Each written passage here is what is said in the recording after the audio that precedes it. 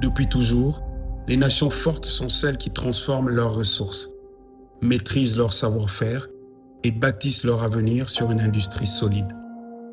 Au Gabon, cette ambition industrielle s'est construite au fil des décennies, portée par la volonté de produire localement et de réduire la dépendance extérieure. C'est dans cette vision que naît le 22 septembre 1978 une entreprise appelée à devenir un pilier stratégique, Pisolub.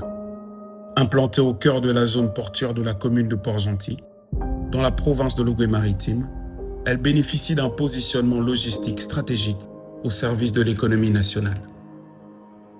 Issue plus tard de la fusion avec Sogafut, Pisolub s'impose aujourd'hui comme l'unique unité de formulation de lubrifiants industriels et automobiles au Gabon.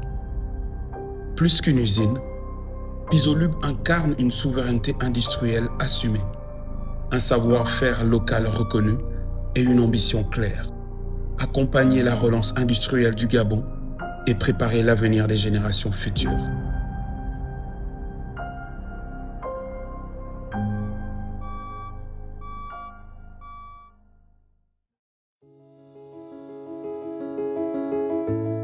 Pisolub a été créé en septembre 1978 et sa vocation initiale était d'alimenter le marché gabonais en lubrifiant. Je dirais même mieux, le marché sous-régional. Vous savez que comme à Sogara, qui s'appelle la SER à l'époque, la Société équatoriale de raffinage, il y avait une vision des autorités de l'époque de pouvoir justement garantir une certaine souveraineté énergétique. Et donc, cette société avait vocation, comme je le disais, d'alimenter le marché gabonais. Et tout se passait bien. Disons même que c'était une société plus ou moins de monopole. Elle n'avait pas de concurrent et jusqu'à présent, elle n'a pas réellement de concurrent au niveau du plateau industriel. Mais en 2013, il y a eu justement une mesure qui a permis de libéraliser le marché des importations et d'alimenter justement le marché gabonais depuis l'étranger avec des produits que Pisolub pouvait faire. Et ces produits sont arrivés de partout, notamment de la zone Moyen-Orient, à des prix défiant toute concurrence. Mais pourquoi? Parce que ce n'est pas la même qualité. Ces produits ne respectent pas forcément les normes internationales.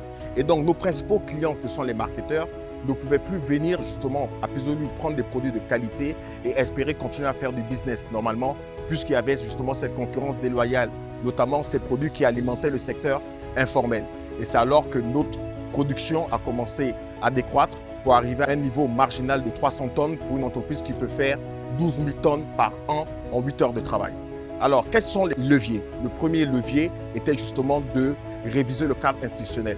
Et donc, nous avons impulsé cette démarche, nous avons saisi l'autorité de tutelle et nous avons échangé en bonne intelligence avec l'autorité de tutelle, les services techniques du ministère du Pétrole, notamment de l'aval pétrolier, et les marketeurs, pour pouvoir encadrer justement les conditions d'importation, de formulation et de commercialisation des lubrifiants en République gabonaise. Et nous avons la fierté de dire que ça s'est fait sous la 5e République cette année avec un arrêté qui a été pris par le ministre du Pétrole. Comme la plupart des industries africaines, Pisolub n'a pas été épargné par la mutation du marché mondial.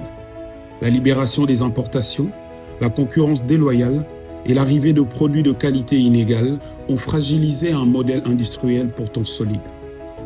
Mais face à l'épreuve, une conviction demeure. Une industrie nationale ne se subit pas. Elle se protège, se régule et se reconstruit. La réponse viendra alors d'un cadre institutionnel renforcé, pensé pour restaurer l'équité, la qualité et la souveraineté industrielle. Cette année, nous repartons avec cet arrêté, justement, sans nous redonner des parts de marché nouvelles. Nous repartons avec une cadence de 6 000 tonnes par an. C'est notre objectif qui a été validé en conseil d'administration le 28 novembre 2025 et nous pensons que nous allons le dépasser. Nous avons récemment discuté avec les techniciens, on va dire les services de la DGAPG, parce qu'ils voulaient s'assurer que toutes les conditions minimales étaient disponibles, étaient requises pour pouvoir justement repositionner Pisolub comme acteur majeur sur le marché des lubrifiants. Ils ont été satisfaits.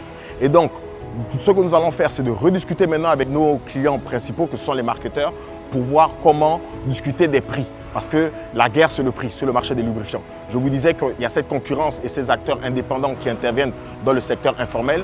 L'arrêté qui a été pris va les balayer pour revenir et laisser uniquement sur le marché des lubrifiants les marketeurs et les distributeurs agréés pour aussi préserver notre environnement. Parce qu'il faut savoir que ce sont des produits chimiques. Et donc, il faut éviter de pouvoir exposer les moteurs parce qu'il y a une industrie à préserver, mais également la santé des populations avec l'émanation des gaz, notamment sur les pots d'échappement des véhicules.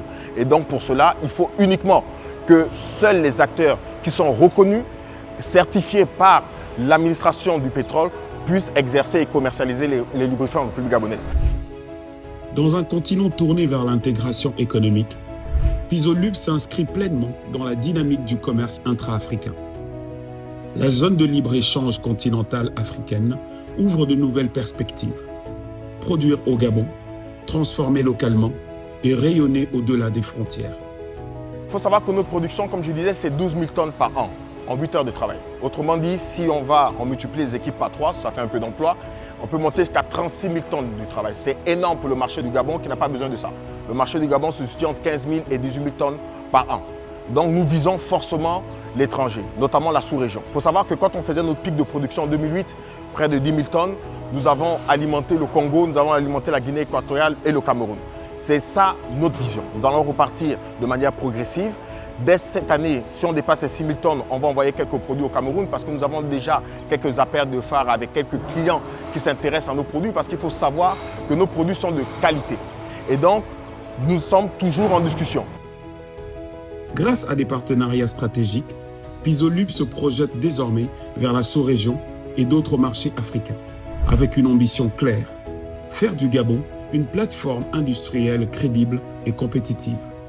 2026, nous visons 6 000 tonnes, nous espérons dépasser cet objectif. 2027, 9 000 tonnes. À partir de 2028-2029, nous voulons aller dans les 15 000 tonnes et 20 000 tonnes, toujours avec cette dose d'export. Donc, nous alimentons le marché national.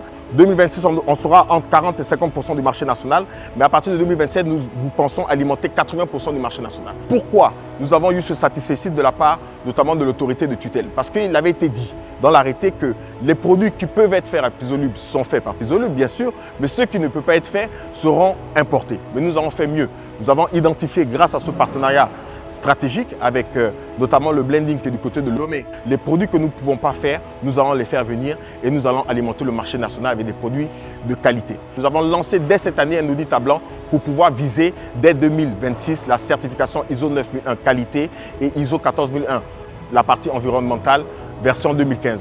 Et ça, nous allons le faire cette année. Et pour terminer, notre laboratoire, nous avons fait des investissements colossaux en 2024. Et nous allons continuer justement à faire monter notre laboratoire en puissance parce que le laboratoire pour un blending, c'est un service majeur. La fabrication est au cœur battant de Pisolub. Chaque geste compte. Chaque paramètre est contrôlé. Chaque étape exige rigueur et concentration. De l'incorporation des huiles de base au mélange des additifs, la précision est une exigence quotidienne. Je suis opérateur de production. Notre travail consiste à incorporer les huiles de base et être aussi dans le mélange des additifs pour qu'il en résulte un produit fini. Il y a lieu aussi de dire que c'est le cœur de Pisolub parce que sans la fabrication, il ne peut pas avoir d'analyse. Sans de fabrication, on ne peut pas effectivement évacuer les différents produits. Le travail que nous faisons est très sensible. Dans un premier temps, il y a d'abord lieu d'incorporer les huiles de base via les différents volucompteurs parce que nous avons un ticket compteur qui nous permet effectivement de mentionner le volume de l'huile de base dans la fabrication du produit fini. Notre rôle consiste à respecter les processus selon les normes ISO 9001. Disons que chaque marketeur a sa formulation et donc nous ne faisons que respecter les consignes strictes qui sont élaborées dans chaque formulation. C'est ce respect de processus et après cela, il revient au laboratoire d'analyser selon les critères de performance du produit souhaité par le client. Nous avons aussi la distribution qui consiste effectivement à mettre à disposition les différentes vannes au niveau de bac de fabrication parce que nous avons 3 vannes, les différentes vannes de sortie et les différentes vannes d'entrée. Une fois le produit conforme, le conditionnement marque l'ultime étape avant la mise sur le marché. Traçabilité, marquage, volume, tout est contrôlé pour garantir un produit fiable et identifiable. Là, nous sommes dans la section conditionnement vrac et fût. Le processus commence comment chez nous. Au conditionnement vrac-fût, on travaille en collaboration avec le laboratoire. J'ai un document en ma possession qui me permet et qui me donne l'autorisation de conditionner un produit. Le conditionnement, c'est quoi? Premièrement, c'est faire le plein dans des fûts. Tout commence par cet élément-là qu'on appelle un ordre de conditionnement. Cet ordre de conditionnement nous vient depuis le labo avec un cachet. Premier cachet, il est bon enfuté, qui nous donne l'autorisation de connecter nos flexibles, préparer nos fûts. Nous commençons le conditionnement avec le cachet produit bon enfuté. Premier fût conditionné, nous prenons un échantillon. Cet échantillon, nous le renvoyons au labo avec ce même document-là pour aller récupérer maintenant un deuxième cachet qui va nous donner l'autorisation de continuer la production. Donc ça veut dire que le labo analyse d'abord l'échantillon, vérifie certains aspects et après nous renvoie le document avec le cachet bon enfuté. Si on n'a pas ces éléments-là, on ne touche rien de la production. Tout commence derrière la chaîne. Le côté de marquage, donc préparation des fûts, réception des fûts vides et marquage des fûts. On a plusieurs types de marquage. On a aussi différents poids de conditionnement. Dans le marquage, on va trouver certains éléments, donc tels que le numéro de série, numéro du produit, le nom du produit, le gras du produit et le nom du client. Le conditionnement il est très simple. On a différents bacs juste à côté. On a 4 bacs, un de 30 tonnes, un de 15, un de 10 et un de 5. Tout est identifié dans ce document. Le bac en question, la quantité en question, je les retrouve dans ce document. Dans l'industrie des lubrifiants, la qualité ne se proclame pas. Elle se mesure, se vérifie et se certifie. Le laboratoire est au cœur du dispositif industriel. C'est là que s'exerce le contrôle, la rigueur et le respect des normes internationales. Chaque formulation, chaque produit, chaque lot est soumis à des exigences strictes pour garantir performance, sécurité et conformité aux attentes des clients. Le rôle du laboratoire est central et essentiel dans l'ensemble du processus de fabrication de nos produits. Nous avons une mission principale qui est de garantir que nos produits respectent les normes de qualité internationales tout en suivant les spécifications de nos clients. Dès l'arrivée des matières premières qui sont les huiles de base et les additifs, nous devons procéder à des tests physico-chimiques afin d'assurer que les matières premières sont bonnes et nous analysons également les produits finis lors de la production afin d'assurer justement que le produit soit bon. Les matières premières arrivent principalement par bateau. Donc, en ce qui concerne les huiles de base, nous procédons à des analyses dans le bateau même avant le transfert. Une fois le transfert de l'huile de base effectué, nous procédons à des analyses au pied de bac afin de vérifier que nos huiles de base sont toujours conformes aux spécifications qu'elles doivent avoir. Les additifs également, lors de leur arrivée, sont testés. Nous procédons à des mélanges pilotes de nos produits afin de vérifier si ces produits-là répondent bien aux normes grâce à nos additifs que nous avons reçus.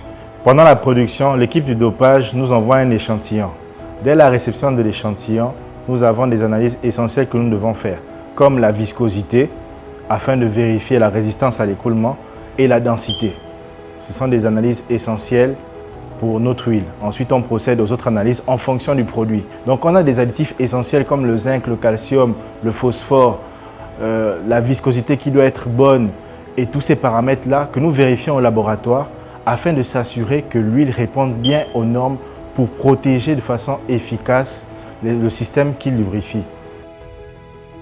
Ici, la maîtrise industrielle va au-delà du produit. Elle s'étend jusqu'à l'emballage. Sur le site, une unité dédiée assure la fabrication des bidons et des fûts industriels. Des bidons de 1, 4, 5 litres et plus, conçus sur mesure grâce à des moules adaptés aux besoins des clients. Chaque jour, entre 1400 et 4500 bidons sont produits, soit près de 500 000 bidons par an.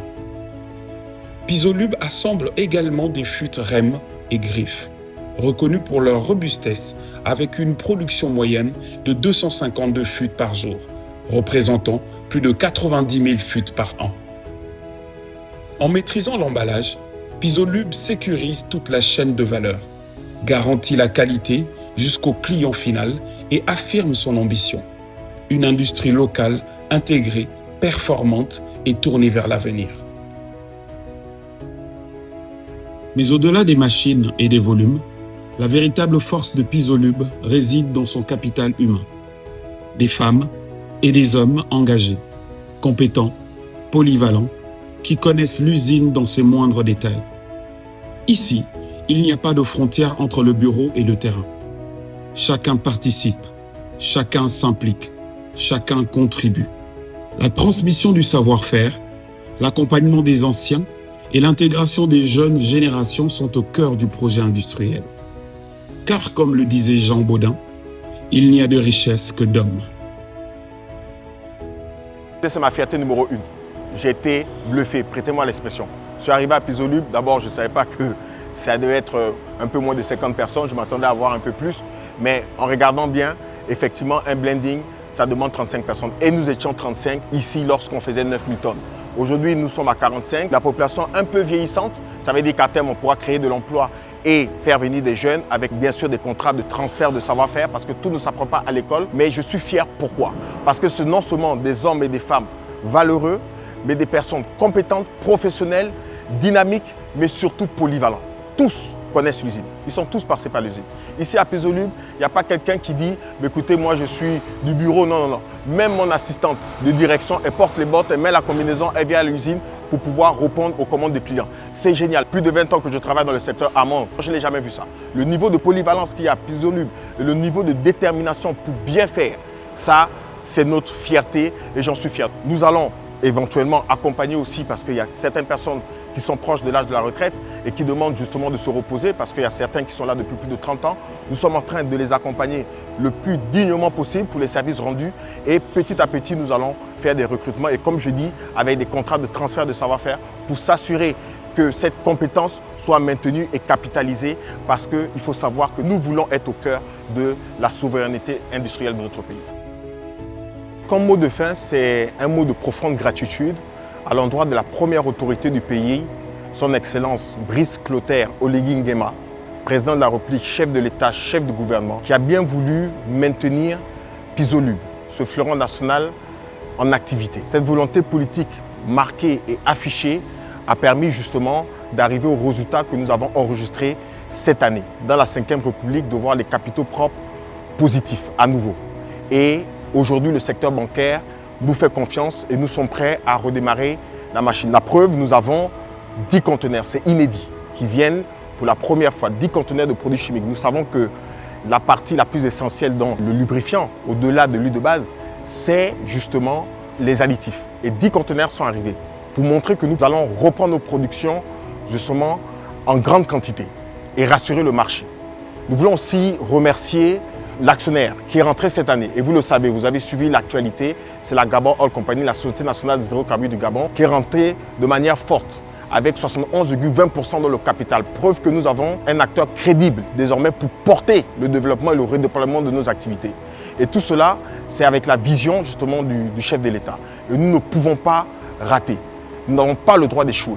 Tout le personnel est derrière moi, en ordre rangé, comme une armée, pour montrer que nous pouvons au Gabon produire nos lubrifiants en respectant les normes internationales. C'est ça la souveraineté économique, c'est ça la souveraineté industrielle et nous allons tout mettre en œuvre pour réussir ce beau challenge.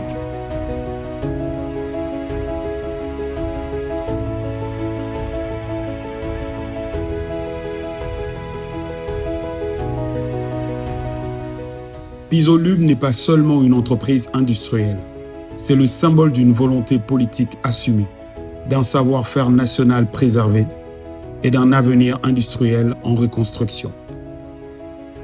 En produisant localement, en respectant les normes internationales et en plaçant l'humain au cœur de sa stratégie, Pisolub participe activement à la souveraineté économique du Gabon. Aujourd'hui, plus que jamais, Pisolub regarde vers l'avenir avec responsabilité, ambition et détermination. Parce que bâtir une industrie forte, c'est bâtir un pays plus résilient.